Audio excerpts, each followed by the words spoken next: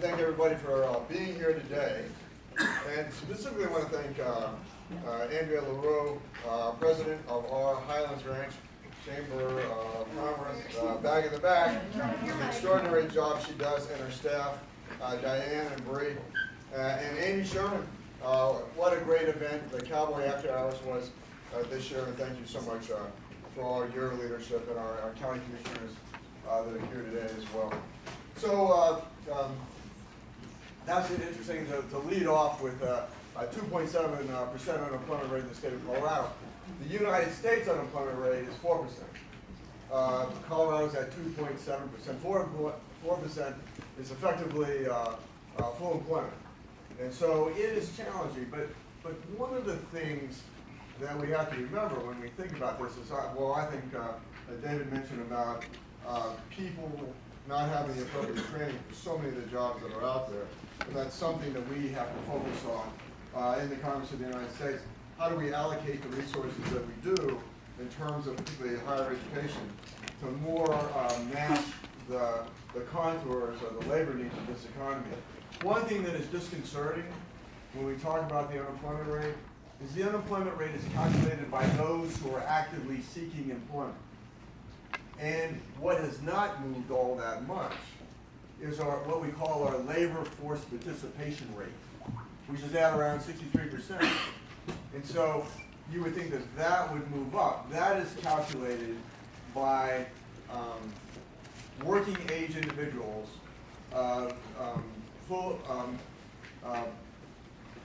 able to work, not disabled, and so able-bodied. And so when we look at that count figure, that's not helpful. And so we have to figure out how to get these people off the sidelines and into the workplace. One bill that we had that I support, I've not supported the agriculture bill in the past. I know that's critical to an agricultural community like Highlands Ranch. But there's a lot of subsidies that I think creates distortions in the marketplace. And so, but I support it this time. And the reason why I support it this time, because 80% of the ag bill is actually in food stamps. I think it's an important program. But 47 million Americans on it, eligibility requirements are incredibly loose, but no work requirement, no requirement for somebody to demonstrate that they're moving affirmatively to the independence to where they're not dependent upon the taxpayers of the United States. And so there was a provision in the House passed bill before it went to the Senate that said that, look, you ought to be working 20 hours a week if you're an able-bodied individual without dependent children at home, and if you can't find a job, then volunteer for 20 hours a week. And the Senate struck that out. And so it is what it is. And we're going to have to pass it. And with all the uncertainty created by the trade issues, the retaliation against ag right now, that right now, I think in Congress in Washington, they just want to get a farm bill done, not to make things worse for the agricultural industry than they already are right now with the retaliatory tariffs. But the economy is doing incredibly well. It's a combination of regulatory reform and tax reform. And so one of the votes that we will have when we go back is to make the tax cuts on the individual small business side of the equation permanent. Right now they're for 5 years. Because of the way technically the budget reconciliation works, to avoid a filibuster, we could not make all the cuts permanent. We will go back and do that, but with the bill that passed first. So the ones that we're talking about on the individual side, probably the average middle class family in this area saw a rate reduction of on their federal taxes from 15 to 12%. But what they also saw is a doubling of the standard deduction. So that went from, I think, for a married couple, from $13,000 to $24,000. And so that essentially means that if you don't have deductions that total under that $24,000 threshold, you just declare the $24,000 and you take that deduction. We doubled the child tax credit from $1,000 to $2,000. Some of the things that were tough for people to swallow on the individual side was that we limited mortgage deductions for new mortgages to $750,000 deductible. Not a problem for me. Then what is controversial, probably might catches some people in Colorado, but in probably California and the northeast part of the country, to have what we call a state and local taxes, a SALT limit of $10,000 deductibility there.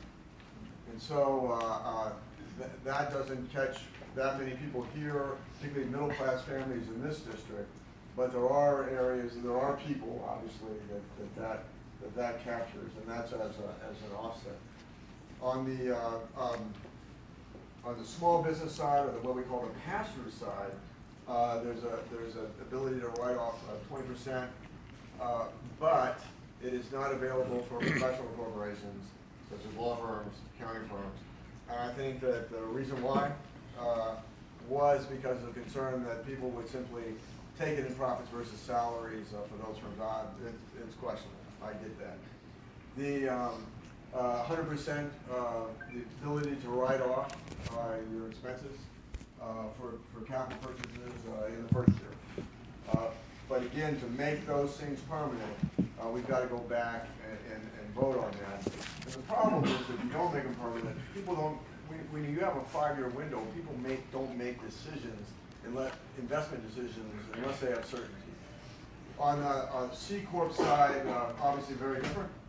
To make America competitive internationally, to take the rate, the highest corporate rate in the world, and I know people are at 35%, but if you add in local taxes, state local income taxes to that, mostly would be state, that number averages about 39%.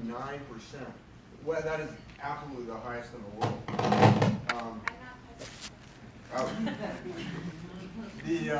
And so some people argue, well, but the effective rate, because of all the credits and deductions, is kind of lower. That's not good economic policy, because that doesn't necessarily move capital to its highest and best use. That's capital that's dictated by those in Washington, D.C., or by specific industry groups through their lobbying power in the Congress. And so I think it's better just to have a uniformly lower rate. But what we were getting is a lot of corporate diversion. U.S. corporations moving overseas just to survive and be subject to a lower tax rate. And then what we did, and that has stopped, and someone was starting to move back. But what we did was, what was compounded that problem was that we had a lot of overseas earnings kept overseas. And the reason is because we were alone in the industrialized world by taxing them again. In terms of, if you look at the G7 countries, we were the only ones that does that. So if you're a German firm working in the United States, you pay taxes at the U.S. rate. But when you bring back those repatriated earnings to Germany to deploy them in the economy, to the shareholders, you don't pay taxes again on that, on the corporate side. But for a U.S.-based corporation doing business, say, in Germany, they pay taxes to Germany, and then when they try and bring that money back, they pay taxes on the net earnings at that 35% rate, and they just weren't bringing it back.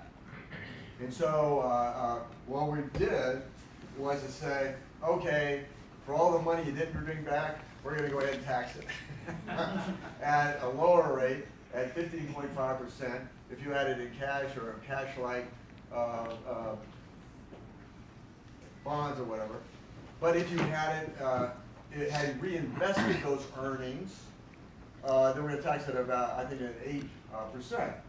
And then all future earnings, we'll treat it just like every other country, every other industrialized country, that when you bring it back, we will not tax it again. And so I think that, so those are really major changes to make America more competitive.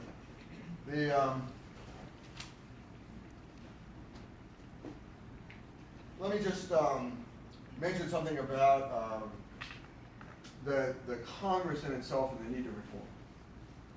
And I really think, I mean, the American people are very frustrated about the House and the Senate. I think it's the Senate. They can try. Can I speak for them? But in the House, I think the American people are frustrated, and they ought to be. But the reason why the House is dysfunctional is the fact that there's too much power in too few hands with too little getting done. And so, in a way, I think that, well, the Colorado State Legislature used to be as dysfunctional as the House of Representatives is today. But in 1988, the voters of Colorado launched a reform, an initiative, and it was called, the acronym for it was GAVE. Give a vote to every legislator. So prior to 1988, or in 1988 and before, that a committee chair, every bill is assigned to a specific committee. And that committee chairman would decide unilaterally if that bill would come before a vote or not. And so it was what's called a pocket veto. And so that gave extraordinary power to the majority and concentrated that power in a small number of people who were the committee chairman. And so the House of Representatives works the same way. A bill is assigned to a committee, and the committee chairman decides whether or not to bring it up. This is a very diverse district. This is the southern part of the district. But if you go a little north here, say in Centennial, there's a large Asian Indian population. There's certainly some in Highlands Ranch as well. A lot of them are here on these high-tech visas. And because of a discriminatory, what's called a country cap in U.S. immigration law, it takes them literally decades to get a green card after being here in the United States. And oftentimes, they'll bring a child as an infant, and the child will be turn 21, and they still won't have a green card, and that child will have to go back to India. Can't stay in the United States. Spouse can't work in the United States. So it's very, but they bring a lot of talent to the country. Sure, we can talk about reforming the program, but there was a bill then to lift that country cap so they could get green cards at a faster rate. And what that meant, so that bill has today 327 co-sponsors. But because one person is opposed to the bill, the chairman of the judiciary, where immigration issues go through, they can't get a vote. They can't come to a vote. Yet there's a strong bipartisan majority in there to pass it. And so so one part of our proposal, a bipartisan working group called Problem Solvers, Republicans and Democrats will come together, try and bridge the partisan divide in Washington, D.C. We know that the rules are dysfunctional, whatever party has a majority. And so, one is to say, again, if you have 290 co-sponsors, nobody can block that bill coming to a floor. It comes automatically to the floor for a vote. Not even through the committee process, to the floor for a vote. Then every member of Congress gets one bill that comes to a hearing, comes before a vote in a committee. And if it passes, then it obviously goes to the floor. And then we have a very restrictive rules process controlled by the majority where they just say, oh, it's a closed rule. In other words, no amendments are allowed on the floor. And so we want to open that up. So those are the three main things that are done. So how are we going to get this done? Well, we think the stars have kind of lined up historically. That there will be a very narrow majority in the House of the Senate. In the House. Probably by no more than 5 votes. Whatever party controls it, it's going to be very, very close after this election. Our prediction in this working group. So what we are going to do, so we come together figured out this rules package. We agreed on that.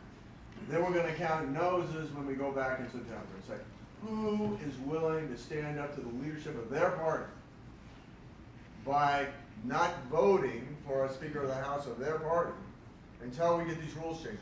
So in other words, you have to have 218 votes to vote for a Speaker. Well, the minority party is not going to vote. It's the majority that's going to decide that. Minority party is not going to vote for If Democrats are the minority, they're not gonna vote for a Republican speaker and vice versa. So it's up to that party. So what we're looking at is enough members of each party that are willing to commit when we go back to say, I won't vote for the Speaker of the House of my party, if we're in the majority, unless we get these rule changes. And I believe that we can force this through. It happened once before, in 1923. A little while ago. Some would argue when I was still in politics. But, so I just think that's important. We owe it to the American people to reform this process. I believe that there's so many tough issues that need to get done that aren't getting done. Our immigration system is just broken, and in a lot of different ways. I just had a farmer up in the northern part of this district. There's not a lot of ag in this district besides Highlands Ranch. In Brighton, one of the larger sweet corn producers in the state, Sakata, couldn't get the labor for processing his sweet corn. And so and I worked with him to try and navigate the process through, it's not the Department of Agriculture, it's the Department of Labor that does these temporary programs, and he just couldn't get the labor that he needed. And he just had enough of it, and he just gave up on it. And so, I mean, at all levels, this system is broken. I've got to meet with the head of immigration today in this region over a case. It would be funny if it were, well, it's not funny. It is a 4-year-old that they're talking about deporting. A 4-year-old whose parents are American citizens, right? They adopted this child when they were in Peru through the Peruvian legal system. And I don't know how bureaucratic lines got crossed, but we have until August 31st to resolve this problem. I don't know how you deport a 4-year-old. I don't know. But that's how crazy and how dysfunctional the American immigration system is. And it just needs to be fixed. And yeah, we made it. Let me tell you this, and I want to open up to questions. I went down to the border with Mexico about a month ago because I was concerned about these families being taken apart. It was a bad decision on the part of the administration. They could have gone to the Congress to do a change in the law that was necessary. There was a court decision that said if you're going to prosecute a parent, you only got after so many days you have to separate the parent from the child. Congress would have given them that, but they didn't do it. They went ahead with the policy, and they tore these families apart. It was a bad move. That's not who we are as the American people. So I went down, and the one thing I saw, what was so incredible, was that the president, when he defines border security as the answer, and it is an answer, but let me tell you, there's a bigger problem than border security. There are 2 loopholes in the law that are being exploited, and that are the magnets to draw people to the border with Mexico. One is political asylum, and they figured out that is all you have to do is so they line up. I was at El Paso port of entry. The line up outside the port of entry, no visa, just come up. And all you have to do is make a statement and say, I have a credible fear of, and it's political asylum. And they have to let them in and be adjudicated through the legal process, which happens to take years. Then even if you're caught crossing the border illegally, you have the ability to make the same statement and to be adjudicated through the legal process. And so what does that tell people? And that doesn't, I mean, the president's plan on border security, and he says a wall, it's not a continuous wall coast to coast. It's barriers replacing existing barriers. With better barriers, I'll keep that. It's technology, it's drones, it's sensors, and it's a plus of the Border Patrol. But unless we deal with these loopholes, it's not going to make a difference at the end of the day. The other loophole was a well-intentioned law of 2008. It's designed to stop the international sex trafficking of children, a noble cause. George W. Bush signed that bill with strong bipartisan support. But the law has a flaw in it. And what it says is that if you're from a contiguous country, Mexico or Canada, the Border Patrol can make a summary judgment as to whether you fit under the law. But if you are from a non-contiguous country, i.e. Central America, the Border Patrol cannot make that determination. They have to let that minor into the country to be adjudicated through a legal process. So what did that tell families in Nicaragua, families in El Salvador, families in Honduras? Send your children up. Where they were often exploited on the way passing through Mexico. These are just bad policies. This is not rocket science. This is what has to be fixed. I mean, we want political science. That's who we are as a country, but it's just being abused. And why do we have to, I mean, apply through, you ought to be relegated to apply through a U.S. consulate or an embassy, U.S. embassy. Not just come to the border and make that statement. And then, is all we have to do on the other law is just to say, look, take non-contiguous out. Give the Border Patrol the discretion on all cases to make that summary determination, so that we're not sending the wrong message to these countries. It's not, at the end of the, and we need to help these countries, I think, in their situation. As we helped Colombia, and we're successful there, we ought to help El Salvador. Honduras has a terrible gang problem. The violence is out of control. I get that. So, with that optimistic note, Alex, everybody's like, you know, yes, there's some people that lose a lunch. So, I'll take any questions. Anybody got a question? Okay. Yes? I'm just interested in infrastructure. Is there any movement in Congress on that? Well, is there a movement for Congress on infrastructure? I don't think that I mean, the president put out a plan with no revenue to speak of. Now, there were some things that are good in it, such as, you know, I think some changes that will help, that allow financing easier, particularly on an international basis, to occur. There's an important change. I know tolling isn't the most, people aren't in love with it. But there shouldn't be a federal prohibition that says to states that you cannot toll on existing highway. You can only toll on new construction on federal highways. I expect that will be lifted. I know that the chairman wants to do an increase. I think at the end of the day, one thing that I asked him, Chairman Schuster from Pennsylvania, I said, look, are we at a place now where we can just rewrite this system and get away from a motor fuels tax? Can we do vehicle miles traveled? And we can have a less efficient system where I believe that privacy would be protected. You just couldn't say, okay, you know, are you using the system during peak hours and things like that? You can charge more. I think then you know where somebody is at one given time. He doesn't think the system is ready for that. But I think ultimately, given the rise of electric vehicles, which we think is going to be fairly substantial over the coming years, that are not subject to a motor fuels tax and other fuels, that I think it is important that we look at resetting the entire system. So we get the, because what we're doing, first of all, is not enough money, I think, to make a real difference in our system. And it's not just roads, it's all infrastructure across the board. But we're better in other areas. It is fee-based, it's associated with the actual cost of the infrastructure, but on roads it is not.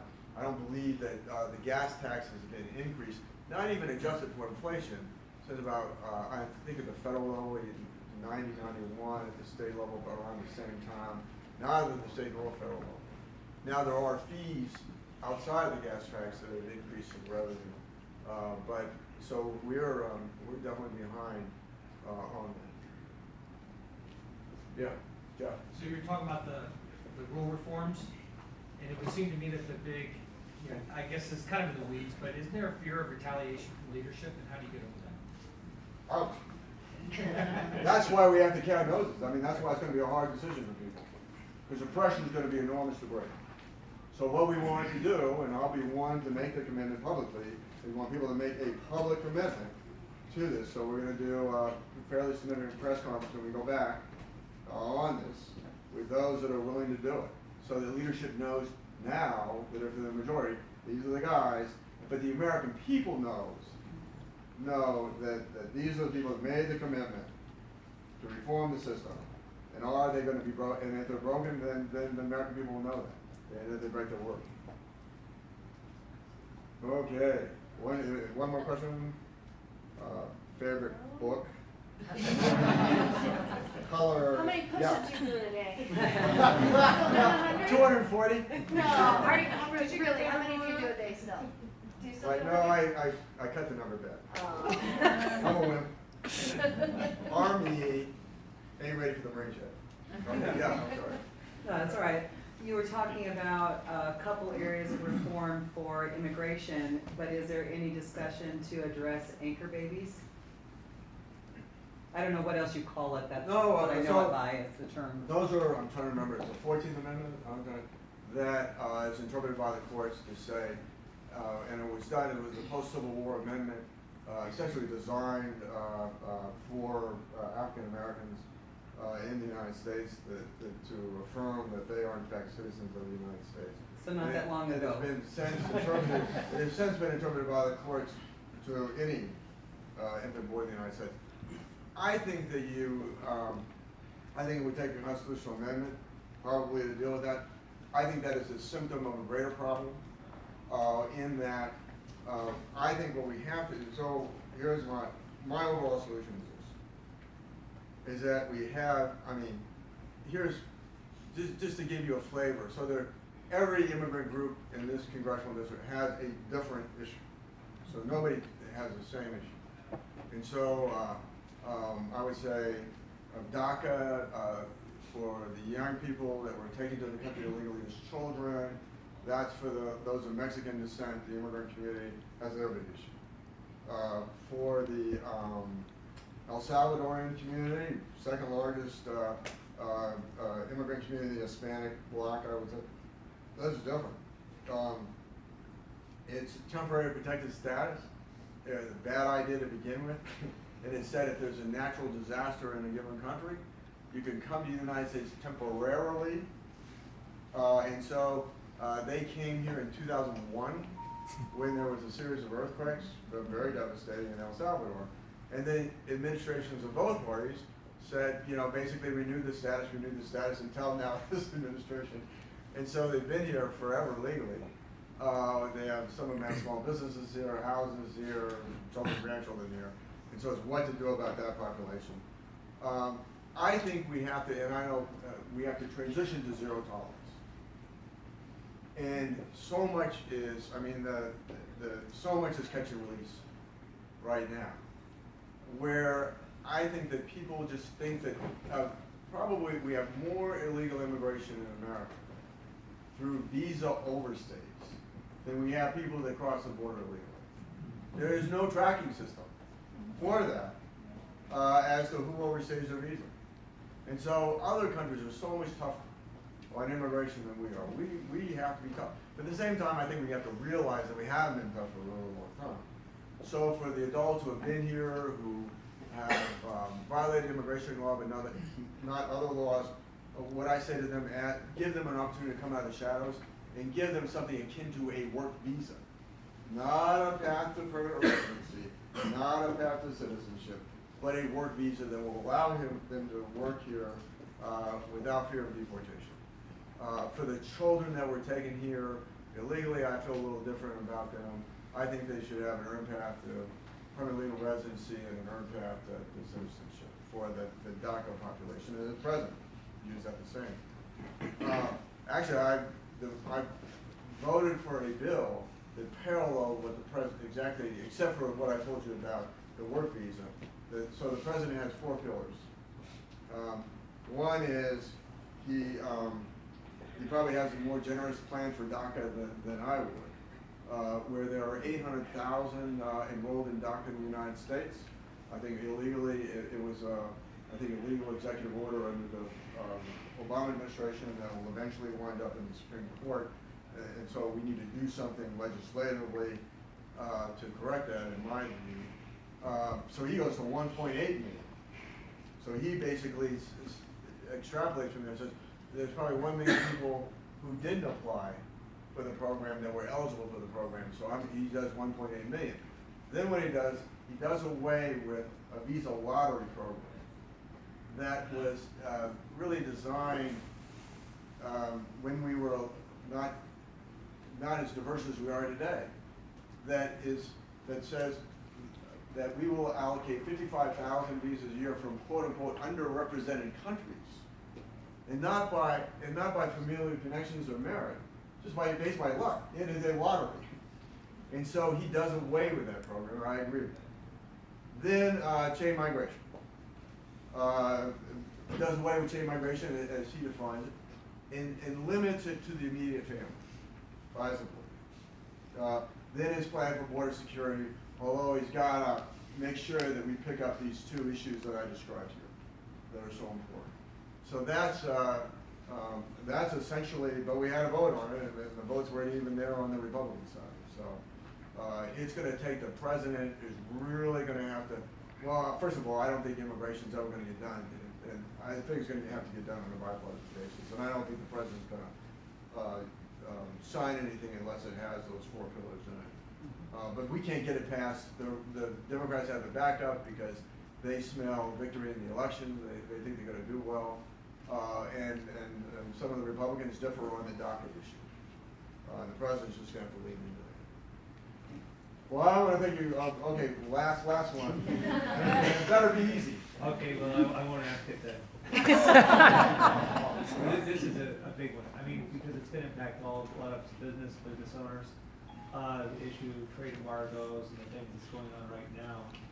So what do you see as far as Congress working on ideas and things, solutions for this? I mean, we have to stand up to China because they've been running roughshod over us for a number of years. So at least we may stand up to China for issues. But long-term solution, what do you think out? Well, I think I certainly agree with the president on a good part of it, that there are real trade inequities out there. However, there's a difference between if you believe in free trade or protectionism. And I think the president takes it when we talk about U.S. Steel. I mean, the reality is there were 140,000 Americans engaged directly in the manufacturing of steel. There are over 600,000. I think it's actually, the number might be 6 million that are engaged in the fabrication of that steel. And so it's and so the notion, I think just lift trade barriers, but I don't think trade deficit between one country and another country is necessarily something to be alarmed about. We really do. This is what the administration assures me, that they are close on NAFTA, that they have an agreement with the EU, at least not to do further retaliatory tariffs. China's a wide open question, but China is a problem.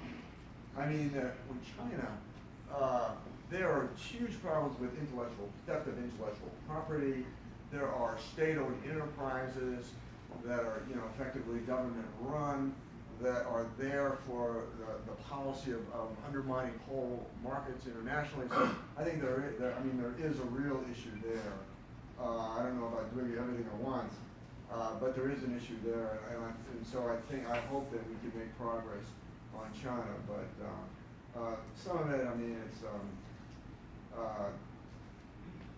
I worry about we already have an overheated economy, and now you're going to have inflationary pressures on top of it due to rising prices based on tariff policy, and that could very well aggravate the need to increase interest rates, which will inherently slow the economy. I want to thank you so much for having me today.